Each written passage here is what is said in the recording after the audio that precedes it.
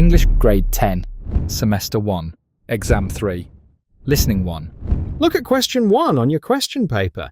You're going to hear a conversation between a brother and sister who are visiting an education exhibition. But first, you have 30 seconds to study the task. Now listen for the first time. Ah, there you are. Sorry I'm late. I was talking to some of my friends. It's okay. What would you like to drink? Coffee? Yes, same as usual. Milk, but no sugar. Fine, just a moment. Here you are. Thanks. Now tell me, which stands have you visited so far? There are so many, but I've managed to get information from 5 different universities. Here are the brochures. Let me see. But they're all in the USA. In fact, they're all in New York. Yes, that's where I want to go. Why do you want to go there? I've always dreamed of living in a big city, a really exciting city. Yes, but what about the courses offered by these 5 universities? Are they any good? It doesn't really matter.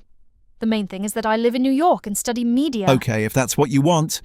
I suppose being in New York is a kind of education in itself. Anyway, what about you? Where do you want to live? I don't mind where I live. I just want to go to the best university for my subject, engineering, and I already know what that is, the Heidelberg Institute for Technology. Heidelberg? That's in Germany, isn't it? Yes. But you don't speak German, do you? I've already solved that problem. I'm joining an intensive course at the Language Center here in Moscow. It starts at the beginning of July. Oh, you always think of everything, don't you? But there's one thing maybe you haven't thought of. What's that? It's Mum and Dad. I know they said it was our choice, but I have a feeling they'd much prefer it if we both studied in the same country. The same city, in fact, so we can take care of each other. Really? Okay, fair enough. So what can we do? Why don't you just come to New York with me? You can study engineering there. No, I don't fancy that at all. And I don't fancy living in Germany. So we have to find a compromise. Come on.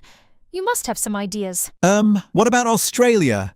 The University of Sydney, for example. It's got an excellent engineering faculty, and it's a world centre for media studies. Really? Sounds good. But what about Sydney itself? Isn't it a fun place to live in? I don't know myself, but my friends who've been there all say it's fantastic. They loved it. All right then, let's get some more information. Where's their stand? Let me just check the map. Sydney University. Ah, yes, here it is. Next to the main entrance. Okay, I'll just finish my coffee. Then we'll go and have a look. That is the end of question 1. English Grade 10, Semester 1, Exam 3, Listening 2. Now go on to question 2. Look at question 2 on your exam paper. You're going to hear a woman talking about saving energy at home. But first, you have 30 seconds to study the 2 tasks. I've never paid much attention to climate change, global warming, and all that stuff. First, I'm too busy with my work. Looking after my patients every day is a full-time occupation. And secondly, even if the scientists are right, what can I do? I can't save the planet by myself, can I?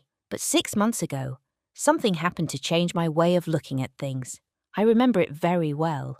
My husband and I were sitting at home feeling very depressed. Not about the future of the planet, but about money. We'd just received our latest electricity bill, and we were in a state of shock. It was $200 for only 1 month. But just then, my son came in and asked us to help him with a project he was doing for school. And guess what?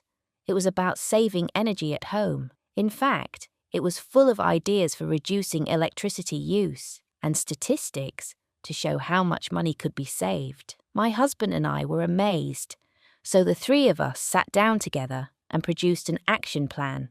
We decided to concentrate on 2 main areas, air conditioning and lighting. First, air conditioning. We decided to keep it in the bedrooms, but in all the other rooms, we replaced it with ceiling fans. Fans still use electricity, but much less than air conditioning does. And the cost of installing these new fans was covered by the money we made from selling the old air conditioners. But with the lighting, it was different. We found that in order to save money, we had to spend some money first, not on those modern energy-saving light bulbs. We'd already been using those for years. No, we bought some paint and repainted all the walls inside the house in light colours. My son said this would make our rooms brighter, so that we wouldn't need to use so many lights, and it worked. The difference was amazing, and it was even better after we'd also cleaned all our lamps and all our windows. Now, as you can imagine, by the end of the first month, we were very excited. Had we been successful in reducing our bill? Or would it still be $200? And yes, it was down. Oh, only by $25. A little disappointing perhaps, but still an improvement. Anyway, we didn't give up. We decided to do something about our fridge. First, we moved it away from the sunlight and away from our electric cooker. I don't know why we didn't think of that before. Then we set it at a slightly higher temperature. You can listen again to check your answers. Good luck.